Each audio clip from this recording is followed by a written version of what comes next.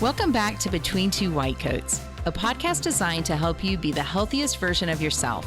I'm Dr. Michelle Plaster, a family medicine doctor. And I'm her co-host, Amber Foster, a family nurse practitioner. In our combined 30 years in medicine, we've seen a lot. We're discussing key issues surrounding health and wellness, answering some of our biggest questions, overcoming health obstacles, and giving patient-centered advice in hopes of educating you and providing the tools you need to live a healthy life. If you find our podcast helpful, please consider subscribing so you don't miss an episode. And don't forget to leave us a 5-star rating and review. This will help other people find our podcast. Thanks for joining us. We look forward to serving you. Welcome to Between Two White Coats. We are continuing our episode on Wellness Trends 2025. We thought this would be one episode, but you lucked out. It's two because we had a lot to say about NAD. Yes. And so if you've not listened to that episode, we encourage you to listen to that one. But now we're going to kind of hit things that are trending. And we said in the last episode, Shelly and I are not trendy. So we have Alicia here with us again because she's the cool, trendy one, not Shelly and I. Exactly right. So she's going to weigh in on all of it. So one thing that like for 2025, I have seen is very personalized medicine, which is kind of what we've been trying to do here. Whether people know it or not, for a long time. You know, it's sort of sad that this has to be trending because medicine should be personalized. It's always about the person who's sitting in front of us and how do we do the best thing for them. But we're taking that a step further, not just a one-size-fits-all medical program, but genomic medicine. Yeah. Alicia, I know you do in your personal health coaching some genomic medicine. Tell us, what is that and how do you use it? So I call it DNA guided health coaching. And so 23andMe and those kind of things where we got all this data from our DNA that kind of told us like where we come from based on our ethnicities. And you know, we didn't know that we were partly from Wales or Germany. Those kind of things were really big for a while. So this is something that just built off of that, where we take someone's DNA and we can actually see what they are at risk for based on their genetics. And sign us up. It is really, really Let's cool. do it. Yeah. The one that I use personally is called 3x4 Genetics, and it gives you, for instance, my one of my high risk factors based on my genetics was high cholesterol and memory, like dementia, things like that. Which when you look at my family history was spot on. I've done them for my family members. But what it does is it goes through every body system and it kind of lists in level of importance the things that could be affected. So we say that genetics, you know, loads the gun, lifestyle pulls the trigger. So if we know what your genetics say, if we know that you are prone to possibly having diabetes or, you know, increased joint pain, we can actually tell how well that you're going to metabolize fat. We can tell how well you use caffeine. So I'm a huge data person. The more data that we have, the better. And these kind of DNA guided health coaching, what it does is just gives us so much data to really personalize things for you on what to watch out for. And a lot of it's what we should be doing anyway. But when we have that, really, I mean, it's just the amount of information that you get is just it should insane. motivate people, I would think. Like, I know my family history is just, everything horrible, really. And, you know, like just to be motivated to say, yes, of course, that's genetic, you know, a predisposition. You should be doing this. It would make me want to do it more. Yeah. And I think when you have a horrible family history, you just sort of assume that you're genetically loaded for everything. Yeah. But then you find born or bred that, you know, if you have a parent who smoked, drank, and was morbidly obese, well, was it that or was it the genetics? Yeah. And so this really tells you if it's the genetics And or not. it tells you what you're at risk for. But the really cool thing about the program that I use is that it actually gives you targeted supplements and lifestyle measures to keep those things from actually coming to fruition. So that's the 3 part, is the top 3, even though it goes through all of your body systems, it gives you the top 3. And then for each of those top 3, it gives you 4 targeted things to add to your lifestyle. 3 for 4. That's what they're marketing. 3x4. 3x4, they're marketing. I got it. And 3x4, you can find them online. You can actually get the test done just personally. You can buy it, but I will warn you, if you buy it and you don't have someone that understands genetics and can help you walk through it, it's not going to make much sense. Thank you. You're going to talk about SNPs and DNAs and methyl mutilations and all these things. So it's really helpful to have it done by a provider that understands it and can help walk you through it. And I do think a wellness trend is wellness online, healthcare online.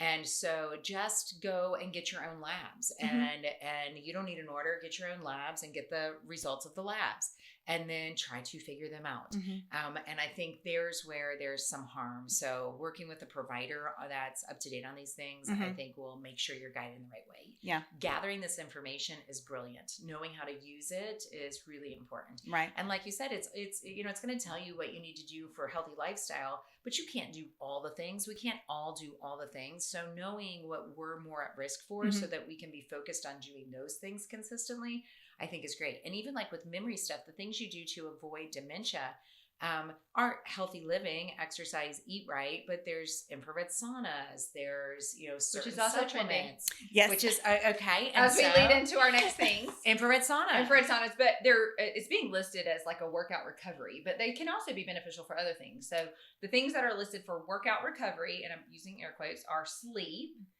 infrared saunas, anything like ice baths, cryotherapy, foam rollers, which we love, and then any type of electrolyte use. So what do you think about those things? Yeah, grab one of those that Have fun stands with that. out to you. Like So- there's a couple that stand out to me. The infrared sauna is fantastic for me. I am not a cold person. I can't stand it, but infrared sauna for recovery and just slowing down and sitting in a warm, cozy hug for 20 minutes, I think that lowers our inflammation. It lowers our stress response so we can recover from whatever it may be. So my favorite one on that is infrared sauna. And if we were to take just a moment for people who aren't familiar, sauna in general has been, in and out of trend. You go to the hotels, you go to the gyms, they have heat therapies. Heat therapies are a good idea. They vasodilate, it improves your blood flow, and it helps, and you sweat, and it helps detox. Infrared sauna is different than other heat therapies because the infrared rays actually penetrate, they heat you from the inside out more or less. They penetrate past your skin. There are near infrared saunas and far infrared saunas. Far penetrates further past your skin. So this has some skin therapeutic effects. Red light therapy is another trend we'll talk about. But the near infrared rays help with skin, collagen turnover, healthy skin. The mid rays go a little bit further into your soft tissue, your subcutaneous tissue, your muscle, helps with muscle recovery, muscle detox, helps with blood flow to the muscle. And then the far rays get as far down even as some of your organs into liver to help stimulate the liver for detox. So there's a lot of ways that this not only is a heat therapy, but also the rays themselves. These are light rays, that non-visible light rays that penetrate past your skin, and there are huge therapeutic benefits. And it's very relaxing, and it's good mental health to sit in a quiet space for someone who has 6 kids and a farm. It is a great time to get in a box by yourself and have 20 minutes of quiet. I can't bring the phone in here, guys. Yeah. Therapy of itself. I don't want to cook my iPhone.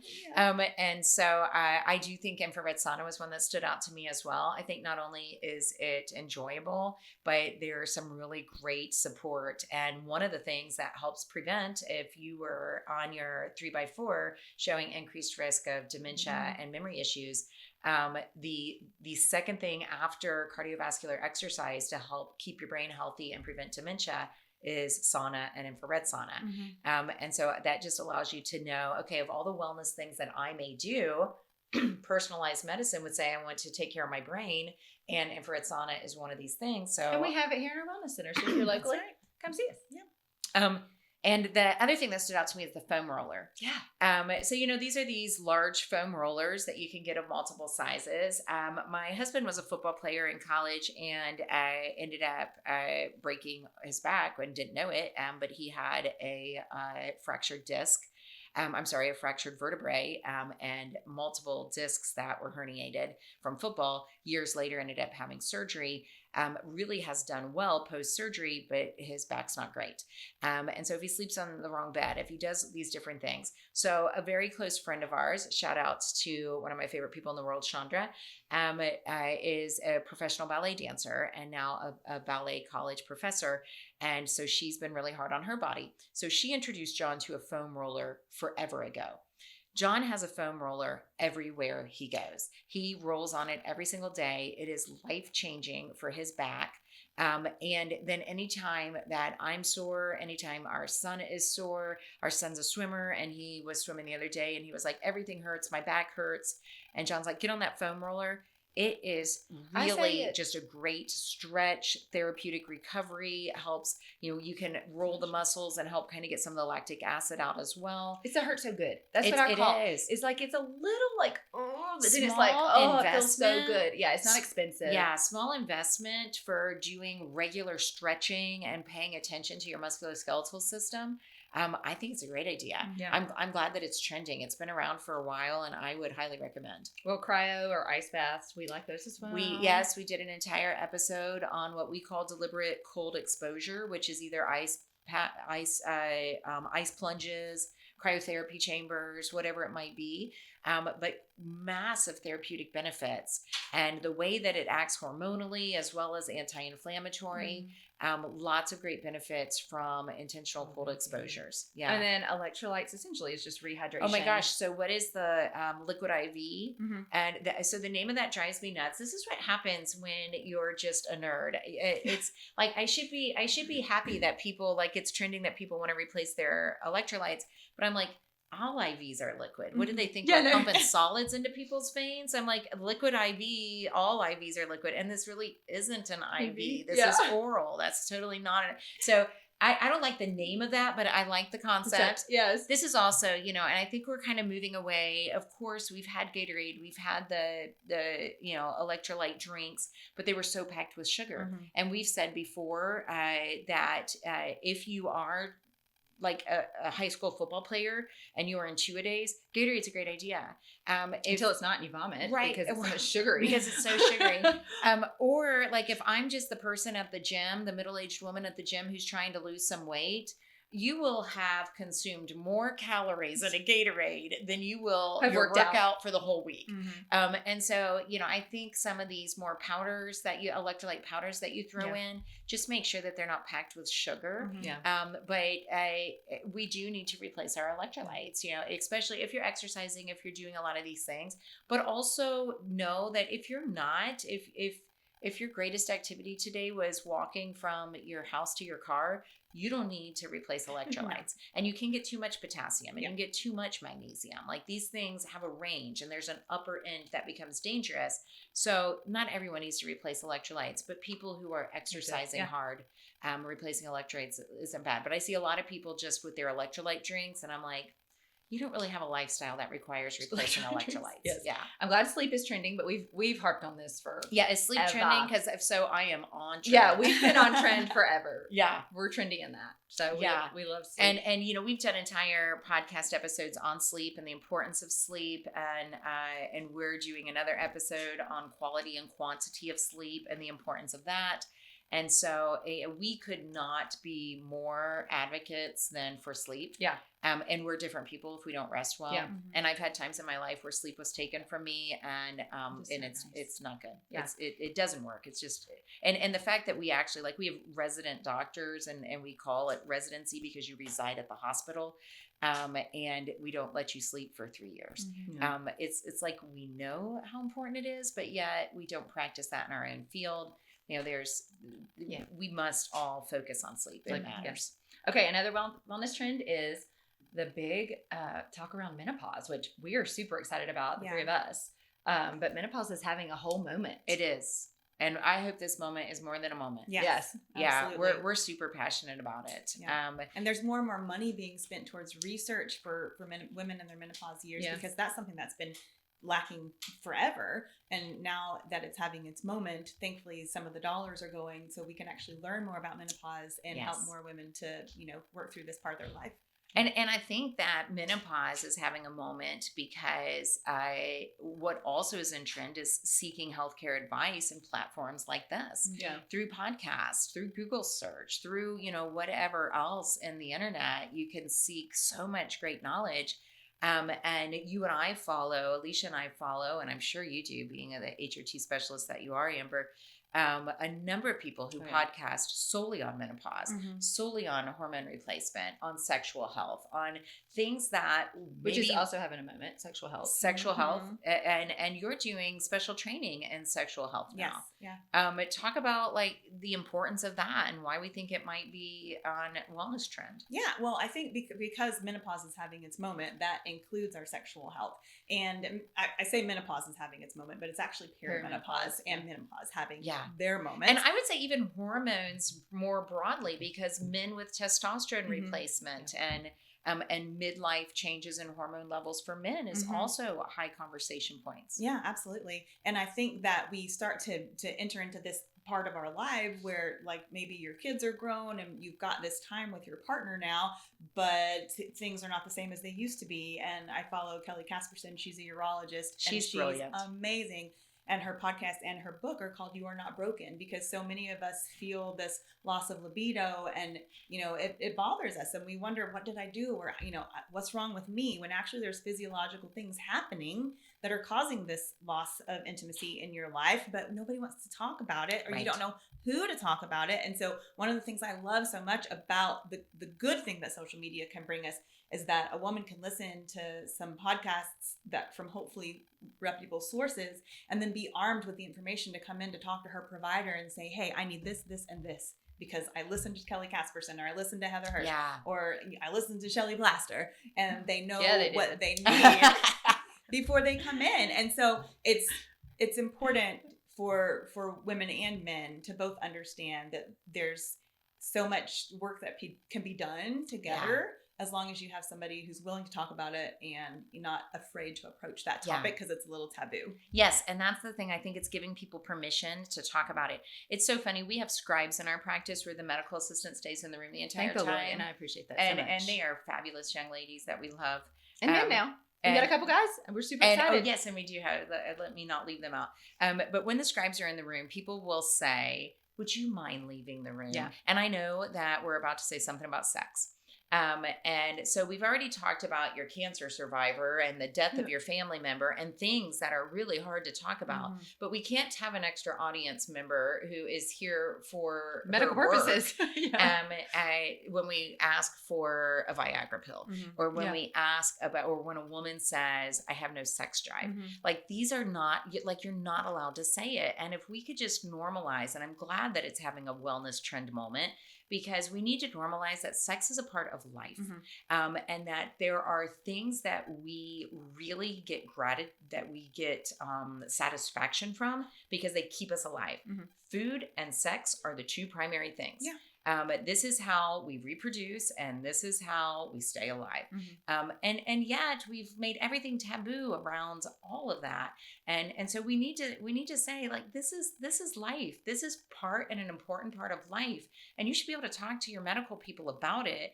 And if it's not what it needs to be for you, then let's fix that. Let's work on that. Or they can't even talk to their partner about it. Yes. Because they are ashamed or afraid. And so having a medical provider who understands that and can help to guide that conversation, that's really helpful too. It's huge, and it makes all the difference in the world. And it can lead in divorces. It can cause huge strains of relationships. And this is the kind of stuff that should be trending. You know, like, let's talk about the stuff that matters. And this matters. Well, going from that to cutting out processed food. Oh. So you said food and sex. So hey, that was actually the next thing on my list, whether we do it or not. So the conversations about sex trending makes all the sense in the world. Food. And then let's go to something that don't eat the stuff that has a shelf life of 700 years. Yes. If Which it comes from also the ground matters. or it has a mother, then it's safe. I love that. Yes. Comes from a plant, eat it. Made in a plant, don't. Processed food is killing us, period. And I don't know why. I hate nothing like I hate going to the grocery store. Like, it changes my personality to have to walk into a grocery store. However, I don't know why we think that we should go to the grocery store once a month and then just have food for the whole month. Like, we need to eat stuff that's fresh and doesn't have all this extra processed. And why does our food have to be a bright color? And why are we dyeing our apples? And there is just so much wrong with how we're processing and handling our food. But we have an episode on reading food labels. And really all I do when I read a food label is try to Get find the aggravated. stuff. I just get aggravated. Well, I just look at the ingredients, and if it's a paragraph, I just It's don't too buy much. it. Yeah. If there's 3 or 4 ingredients, then I'm like, I don't need to read So a label. we do- Stuff without a label is even better. Yeah, we have exchange students. We do exchange students, and Of course a you do, couple because of that's Yes, fun. you Kids, have- why not? You have 6 This kids, is- yes, so add another what's one. Who one more? cares? what's 1 or 3 more? We had an exchange student from Denmark a couple of years ago, and the first thing that we did was go to the grocery store to find things that she would eat. And she said, "Where is the food Yeah. in the grocery store? yeah. Where is the food?" And Like, she's probably in the largest she didn't store that understand she's ever expiration been dates, in. so she would eat things in our fridge. I There's food in our love fridge that. sometimes that's bad, and she would eat things or start to eat something. And I'm like, "Hey, check the expiration date just to be," because one day they like it, and then the next day they don't for 3 weeks. Yeah, You know? Right. And she was like, "What is that?" Because it might not be good anymore. Because they didn't know. shop for a few days and then they Yeah. shop again and everything's fresh Yep. and you just buy enough for the next few days Yeah. and that is how it's supposed to be. Yeah. Yeah. And so let's be on trend and cut the Yes. processed foods. I'm good for that. It fixes so much. Yeah. Yes. Next thing is AI and medicine and health trends. Give so me AI all Wear- day. wearable all technology. day. So I want to be an AI technology person. I know. just am I a little need Alicia. intimidated, I need honestly. Alicia to teach me about this Chat GPT person. Or yeah, like who is she and where did she come from? And But- can I hang out with her more? Yes. Makes it sound smarter, but Because Alicia will be like, I'm like, what's the best way of saying this? And she's like, one moment. And then she gosh, talks, it sounds brilliant. and then she talks to the little person handheld on the other device. end. And- yes. So then she asks her phone and her phone says, oh, here's the brilliant way of saying that. Yeah, we can learn so much. So So much. like Chat- I like the data, but I'm Yeah. like, oh, and which one's the best? Which I know that could probably be another whole episode in and of itself. But yeah. what do you know about wearable technology and what do you like about it? So I Or is there have one my you like Apple more? Watch, and that's my wearable technology. And the more that Apple learns about us, and they've come so far that we can learn. We have so much data on our phones from our wearable devices. I think Yeah. it's amazing. But one of the things that I love about AI is that I can take patients' nutrition preferences, their food preferences. When I do a body composition scan, I can take the patient's data that I get from their body composition scan and their goals. I can put that all in AI, and I can say, make me a detailed 6-week Yes. plan for this person with this percentage of body fat, but we want to add 10 pounds of muscle. Tell me what to do 4 days a week in Yes. the gym. Like, It's like a personal amazing. assistant. It And like, is. that's what I say I dream of in life. It's just somebody to do all that things like that for me. And so yeah. little And- chat GPT. And what you've just done, it's personalized medicine. So Mhm. you can take all the information about you and then create a custom plan based on those things. And we can take what's hard and make it easier. Yes, like if I have a patient who needs education on a topic, I will tell ChatGPT is what I use. But I have a specialized version that can bring in like the sources and data and things like that, so I can be a little bit more certain that it's telling me the correct thing. And I'll say, okay, this patient needs to know about easy ways to get more protein in. Healthy snacks with protein. Give me information. And it'll put out information. I make it on like a 4th grade reading level. I turn it into a PDF. Here you go. That is so brilliant. It's awesome. Yeah, and so you should never start a sentence with "in my day" because that is when you know But you're back old. in our day, But in my day of being a resident, we had white coats with the biggest pockets because it held all of our books. Yeah. And then I would be like, I have no idea what's going on, and I would step into the hallway and I start flipping through a book. And so now, like all of the information that's out there, and I never had the book I needed. All the information that's out there is just pulled together, Mhm. and you can ask, and AI says from these sources, and really all of it, like a Google search. How many times patients are like, "You're going to be so mad at me, but I Googled and and it I'm always told like, me." I'm never mad at you about I that. am never mad at a person who Googles. Yeah. Use your resources.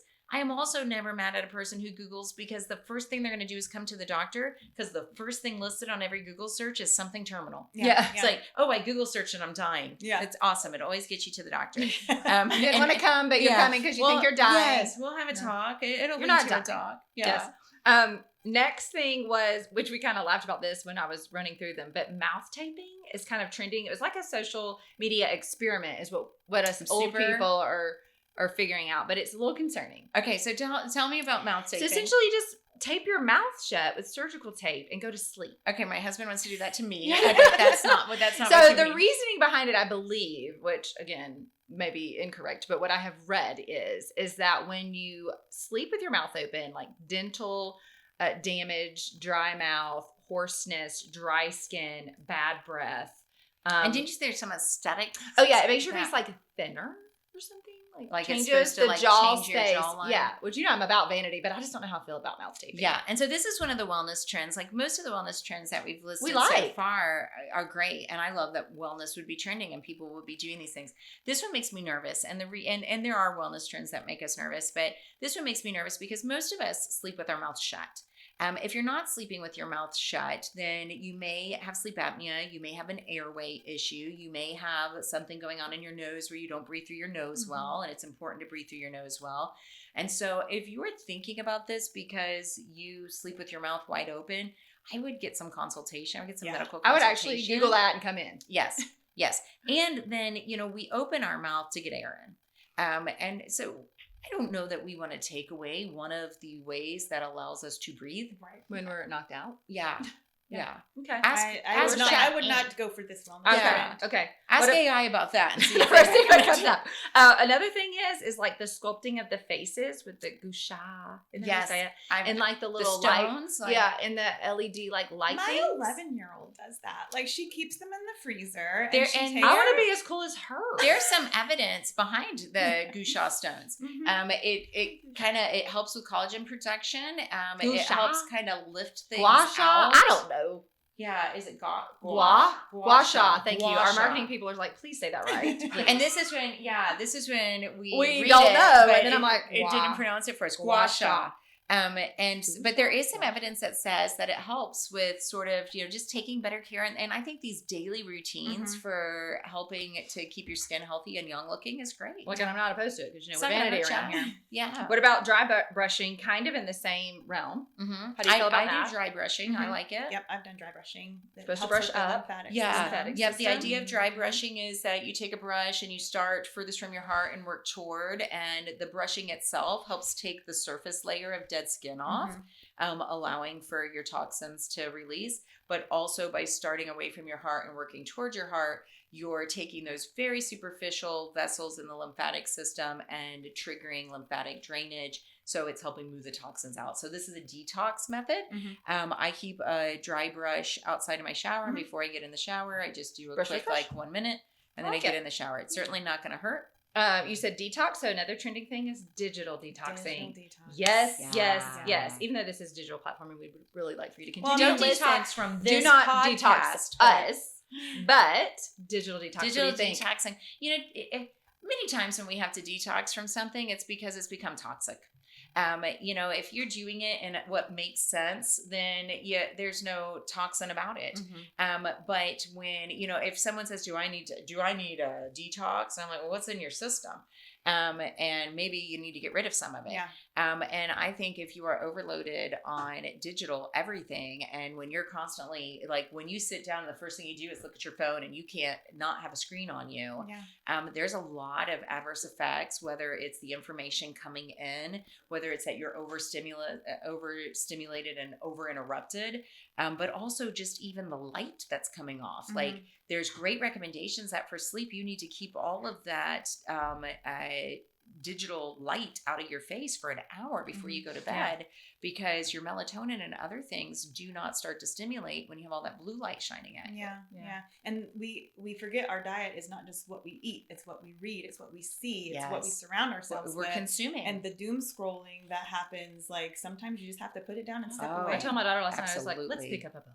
Yeah. we do that. I mean, it might be the summer I turned pretty book, but you know what?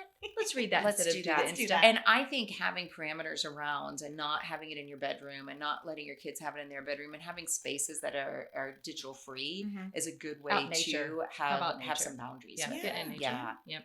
Another thing that's trending is cycle syncing, which kind of goes back to some of the things with perimenopause and menopause and kind of the trend around women's health, which we're excited about. But essentially where you would exercise and eat to the cycles of your period, which makes sense. I don't understand at all what you're saying. So Kelly's like, this trend, Like, for instance, when you're bleeding, You like don't want to be out running a marathon. Yes, Oh, and you're okay. bleeding, Yeah. and So, then like, like maybe give yourself a increase recovery iron. week of that. Yes, and like increase like foods that are higher in iron. Okay, well that makes Yeah. sense. Yes. That makes sense. You know, But as you're far as losing the some. effectiveness You're, of your workouts based on your periods, that I don't Agree. Yeah. And I you're the don't- exercise person, so I'm going to Yeah, to you. and the research that I've done on this is that what exercise is best for you, the one you'll do. You do, yeah. So Yeah. if during your cycle during my cycle I'll do yoga, I'll lift heavy, I won't be jumping around. I don't jump around that much anyway because after having all the kids, you That's you not don't do that. happening. Yeah. So, but the best exercise is the one that you'll do. But there's and not, I think routine matters too. Yeah, and taking the yeah. week off could be harmful. there's not a lot of data to support making it more effective based on your cycle, but based on what feels good to you during that time. So this is a One- maybe. That's this right. is a we'll Yeah. think about it. But Yeah, hey, well- give yourself permission to take that week off if that's what you need. Absolutely. Yeah.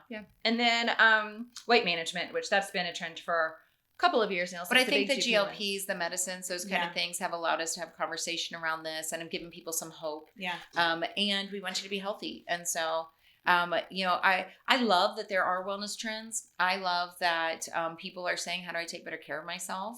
And so the wellness trends, I think most of these things we can get on board with. Yep.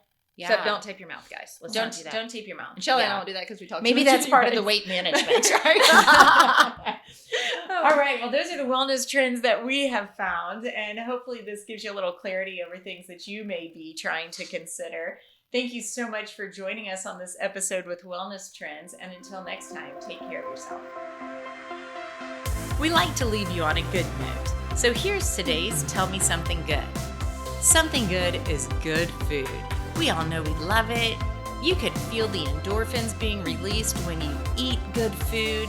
Thank God for talented chefs. It's a spiritual gift. So enjoy some good food, but don't enjoy too much of it. Thank you for joining us. And until next time, take care of yourself.